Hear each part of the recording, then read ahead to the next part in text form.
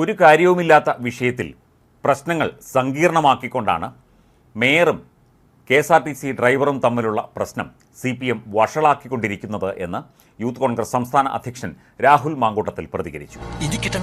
എനിക്ക് അതിനകത്ത് പ്രതികരിക്കാനായിട്ട് തോന്നുന്ന അതിന്റെ ഒരു ഗ്രാവിറ്റി വർദ്ധിപ്പിക്കുന്നത് CPM ഈ വിഷയത്തിനകത്ത് എന്താണ് ഈ ചെയ്തുകൊണ്ടിരിക്കുന്നത്.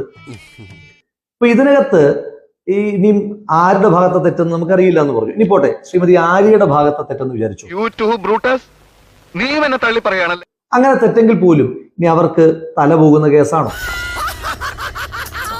അവർക്ക് സ്ഥാനം പോകുന്ന കേസാണോ,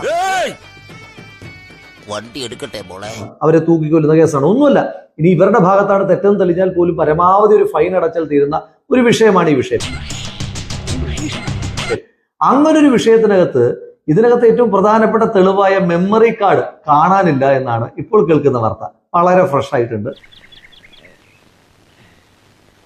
മാത്രമല്ല, കേരളീയ പൊതുസമൂഹത്തിന് CPMുമായി ബന്ധപ്പെട്ട വിഷയത്തിനകത്ത് മെമ്മറി കാർഡ് കാണാതാകുക, CCTV ഫുട്ടേജുകൾ മിന്നലേറ്റ് പോവുക എന്നൊക്കെ പറയുന്നത് വളരെ പുതിയ കാര്യമായതുകൊണ്ട് നമ്മളെല്ലാവരും അതങ്ങ് വിശ്വസിക്കുകയും ചെയ്തു.